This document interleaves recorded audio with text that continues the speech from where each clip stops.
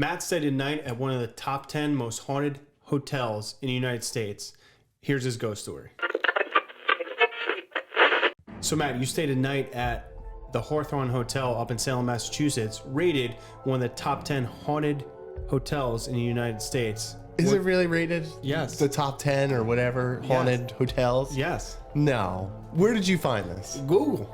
Google it. Google it. Just Google it. Just Google it. Yes. So Salem, Massachusetts, You around love Salem. Halloween time, it's one of the best, commercialized for sure. The Hawthorne Hotel. It has a lot of history. When I first stayed there, I looked in the book, you know, like the guest registry. So I was looking in the book and you could read all the ghost stories.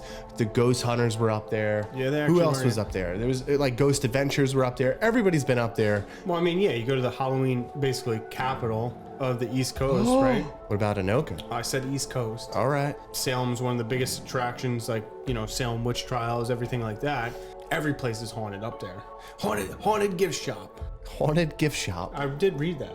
Really? Yeah. You read a lot of stuff. I mean, You don't share any of no, this information no, with me. It's like they just put that there so people would come in because like people always say like Hook, line, and sinker. Yeah, rated the best burger in town. Who rated this shit? I did. Exactly. There's a poll. It's a Gallup poll. That's a gal. All right, anyway, the Hawthorne Hotel, which was built in like the 1920s. Yep. I don't know too much of the history on it, but it's a beautiful hotel. It's really small, very dated, I guess you could say, in terms of like modern amenities. They still have everything that you would really want. It's a really elegant, beautiful hotel right in the heart of Salem. Did you go for the Halloween party or no? No, I'd never been to the Halloween bash, which I always really wanted to It's do. called the Boo Bash. Yeah, I think it is. Wait, So- and you had the Boo Mobile at that time, right? I had the Boo-mobile. Okay. So the Boo-mobile, if nobody really knows, it was my orange truck. and his Halloween license color. plate said Boo. No, Greg always wanted me to have my license plate that says Boo, but That it would've didn't say been awesome. Boo. That would have been great. It would have been. Anyways, around Halloween time, I stayed at the Hawthorne Hotel. One of the smallest rooms I think that they have in the hotel. It's a 2 foot by 2 foot. Pretty much, actually. It's a bed, a dresser, a bathroom. That was it. There's nothing else that was in the room. That's all you need. And I stayed with an ex-girlfriend. So this story can be collaborated through her, but I'm not gonna, we won't go there, all right? If you have the number, please call the show. Don't call the show. We stayed there 3 nights. The first night, nothing happened. So it was just like your typical whatever. We did our thing, walked around, got some food that you normally do in Salem, Massachusetts. The second night, it was weird because I think it was right after Halloween and it was in November and we had the windows open so you can hear everything, and we were in the back of the hotel. You could see the parking lot and everything. We started hearing like this noise. I was pretty much sleeping. She woke up and then she's like, "Do you hear that?" And I was like, "I don't really hear anything." But then as I listened closer, it sounded like somebody was like snapping, going around the bed. And weird. It was really weird. Like she's sitting up and she's like, "I don't want to stay here. This is like too creepy. Like this is creepy." I was like, "All right, we already been here a night. Nothing happened. We're fine." And that's why she's an ex-girlfriend. Yep. You kept hearing it and it was like getting louder and louder. I'm like, "All right, the window's open. Could it be something outside? I don't know." And then all of a sudden I sat up in bed, and this is where it gets a little freaky. I sat up and then it felt like somebody sat down at the end of our bed. Yes. And she completely lost it. She freaked out. She's crying. She's like, "We're not staying here. Like this is wrong." Like it's felt like somebody just sat at the end of our bed. Someone did. You hear this noise and then all of a sudden, boom, what the heck happened? I don't know. I couldn't explain it. We stayed there the rest of the time that we were in Salem and nothing happened. That was like the only weird thing that happened. But there is another story associated with this hotel Involves this guy. that involves you, and it kind of creeped me out because the next night we went out to dinner, but we went out like the side door. I'm reading, like they have the little placards and Yeah, just like hotels do. Yeah. they have, like, so placards all and, the like, information I'm history and shit. Yeah. reading the books, like the ghost stories, like walking around, just seeing the pictures, the painting, and then I'm reading about 1927 bellhop story. Oh yeah. I'm reading it, the picture catches my eye, and I'm like, wait, this is kind of creepy. It looked exactly like you. And I remember sending you the picture. Do you remember like the first thought that went through your head? Was you like, all right, this is not me? I mean,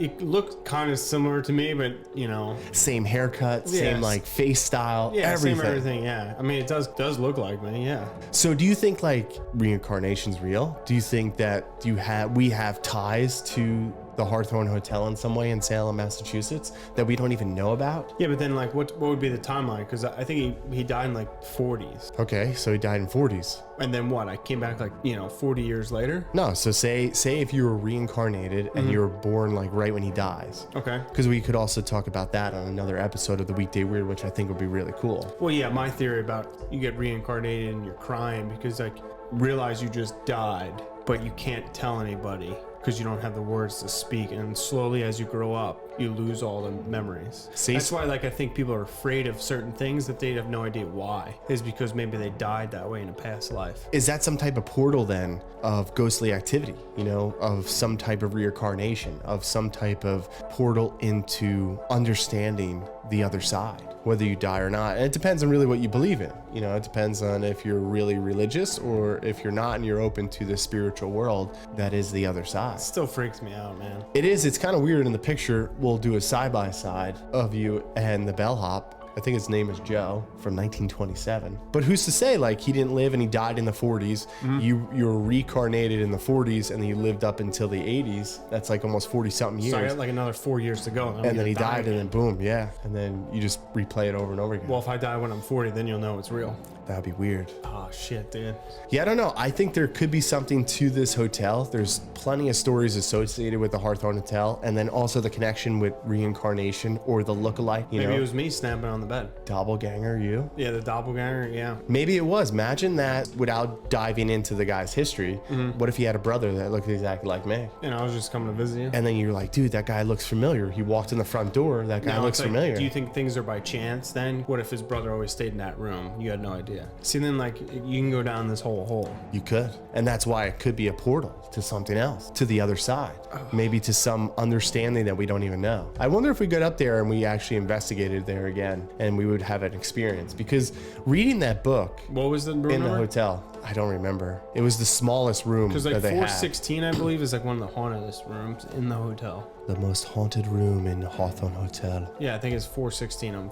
If I read it correctly. I mean, it does seem like you're stepping back in time. Well, yeah, all those old hotels do, which are pretty cool to stay in sometimes. I remember traveling for work. We stayed hotel in Ireland, wasn't touched since like the 60s, and those are like pretty cool like buildings to stay in just because. Yeah, the amount of people that stayed there, the history, and everything. The people that coming and walking through, and just the time. It's something that's cool. I don't know.